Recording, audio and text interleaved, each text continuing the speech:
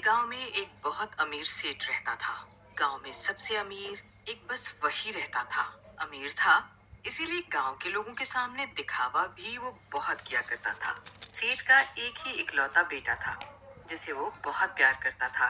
एक दिन सेठ अपने बेटे सूरज के लिए एक नया स्कूटर खरीद कर लाया। पिताजी, ये ये स्कूटर आप मेरे लिए लाए हो ना?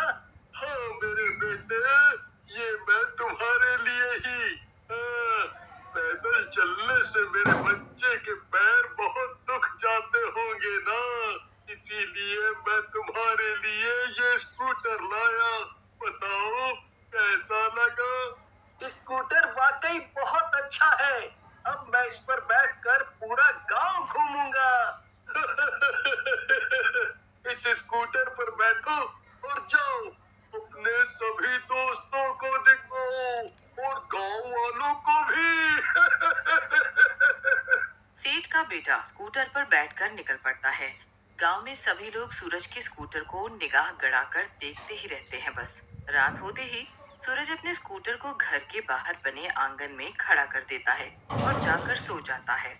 आधी रात पर जब पूरा गांव सोया पड़ा था, तब एक भूत की नजर सूरज के स्कूटर पर पड़ती है। अरे वाह, स्कूटर, वो भी नया।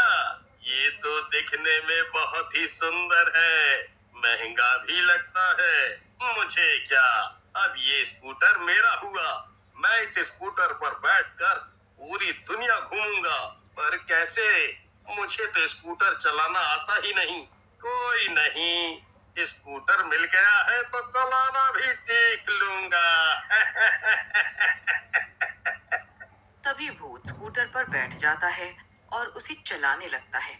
स्कूटर स्टार्ट करते ही भूत स्कूटर को मोहन की झोपड़ी में ठोक देता है। अरे कौन है भाई? इतनी रात गए किसे चैन नहीं है? मेरा झोपड़ा ही मिला था क्या उजाड़ने को?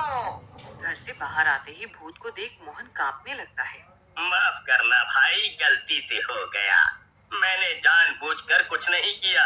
ये सब मेरे इस स्कूटर की वजह से हुआ है। थोड़े ही दिनों में मुझे ये स्कूटर चलाना आ जाएगा। अरे मैं तो कुछ बोल ही नहीं रहा। मैं भूत को भला कुछ कह सकता हूँ? तुम्हारा ही ये झोपड़ा है, तोड़ो तोड़ो और तोड़ो। बस मेरे लिए रहने लायक थोड़ी सी छत छोड़ देना। अब अब मैं क्या जा सकता हूँ? हाँ हाँ, जाओ तुम।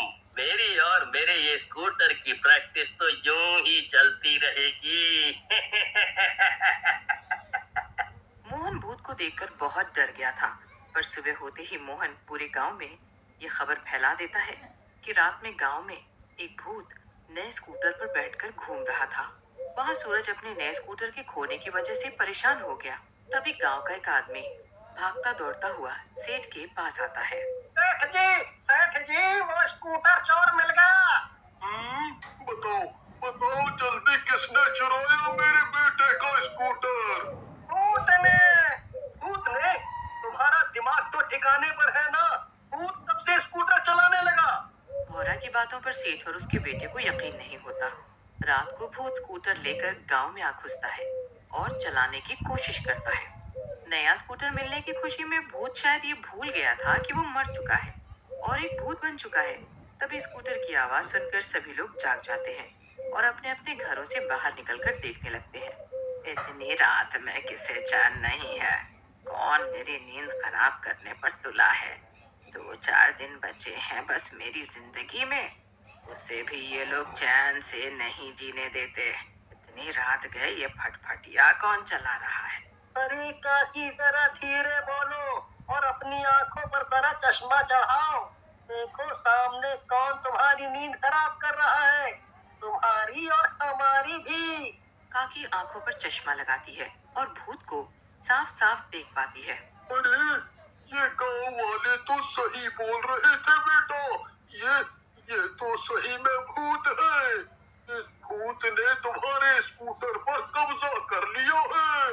एक शब्द और बोला तो तुम्हारी दोनों आंखें निकाल कर मैं अपने स्कूटर की लाइट की जगह लगा दूंगा उन्हें। ये स्कूटर अब मेरा है। भूत स्कूटर पर बैठता है और चलाने लगता है। पूरा गांव स्कूटर के शोर से परेशान हो जाता है। भूत रोज रात को गांव में आता और कुछ न कुछ तोड़ फोड़ कर चला जाता था। एक दिन मीना रोती हुई सेठ के पास पहुंची। सेठ जी, मेरी माँ बहुत बीमार है। उनके इलाज के लिए मुझे कुछ पैसे चाहिए थे उधार में। बहुत जल्दी आपका उधार चुका दूंगी सेठ जी। सेठ जी, थोड़े ही पैसे दे दीजिए। माँ की तबीयत अभी बहुत खराब है, इसीलिए डॉक्टर को अभी जल्द से जल्द लाना होगा। उन्हें अगर वक्त पर इलाज नहीं मिला तो मेरी माँ मर जाएगी। सेठ की ना सुनकर मीना बहुत उदास हो जाती है और अपने घर की तरफ वापस जाती है कि तभी मीना के सामने भूत आकर खड़ा हो जाता है। जब मेरी माँ ही जिंदा नहीं रहेगी तो मेरे जीने का भी कोई मतलब नहीं है। माँ के बिना मैं एक दिन भी नहीं रह सकती, इसीलिए मैं तुमसे विनती करती हूँ कि मुझे मार दो, मुझे मार कर खा जाओ। मीना भूत को माँ के बारे में सब बताती है। भूत स्कूटर लेकर सेठ के पास जाता है। सेठ, ये स्कूटर मैं तुम्हें वापस करने आया हूँ। स्कूटर वापस करने आए हो? तुम तो बहुत अच्छे भूत हो। लो, जल्दी मेरा स्कूटर मुझे वापस दो। पर एक शर्त पर, मुझे इसके बदले कुछ पैसे दोगे तुम, तभी इस स्कूटर को हाथ लगा सकते हो। सेठ फौरन भूत के हाथ में कुछ पैसे रख देता है और अपना स्कूटर उससे ले लेता है। भूत वो पैसे मीना को दे देता है। इतने सारे पैसे! इन पैसों से अब मेरी माँ का इलाज अच्छे से हो जाएगा, वो ठीक हो जाएगी। पर गांव में एक ही डॉक्टर है, पर वो अभी इस समय गांव में नहीं है, किसी और गांव गए हैं किसी के इलाज के लिए। अगर माँ को जल्द से जल्द इलाज नहीं मिला तो माँ मर जाएगी। भूत कुछ सोचता है, फिर अभी थोड़ी ही देर में सुबह हो जाएगी और मैं सुबह होते ही गायब हो जाऊंगा। उससे पहले मुझे ये काम करना है। मुझे वो स्कूटर वापस लाना होगा। भूत स्कूटर लेकर सीधा मीना के घर पहुंचता है। भूत स्कूटर चलाता हुआ मीना और उसकी माँ को कुछ ही घंटों में शहर छोड़ देता है और गांव वापस लौट आता है। सुबह होते ही भूत तो गायब हो जाता है, पर पूरा गांव भूत की ही चर्चा में लगा रहता है। भूत ने हमारे गांव में तोड़ फोड़ जरूर की, पर किसी का कोई नुकसान नहीं पहुंचाया। सही कहा तुमने। देखा ना कल कैसे भूत ने मीना की मदद की। अगर वो भूत नहीं होता तो बेचारी मीना अनाथ हो गई होती। पूरे दिन भूत की चर्चा हुई। फिर रात होते ही भूत अपना स्कूटर लिए पहुंच गया गांव में। आ गया तू, मैं तेरा ही इंतजार कर रही थी। ये क्या है काकी? तुम बहुत ही अच्छे भूत हो, इसीलिए मैं तुम्हारे इस नए स्कूटर के लिए लाई हूँ। नया स्कूटर आने पर सब उसकी पूजा करते हैं, उसे माला पहनाते हैं ताकि सफर अच्छे से कटे, कोई दुर्घटना या नजर ना लगे उसे। काकी भूत के स्कूटर की आरती करती हैं, माला पहनाती हैं। भूत काकी को अपने स्कूटर पर बैठाकर काकी को पूरे गांव में घुमाता है। पूरा गांव भी ये सब देख रहा होता है। अगले दिन रात को सब पहले से लाइन लगाकर खड़े हो जाते हैं। तुम सबने ये लाइन किस खुशी में लगाई हुई है?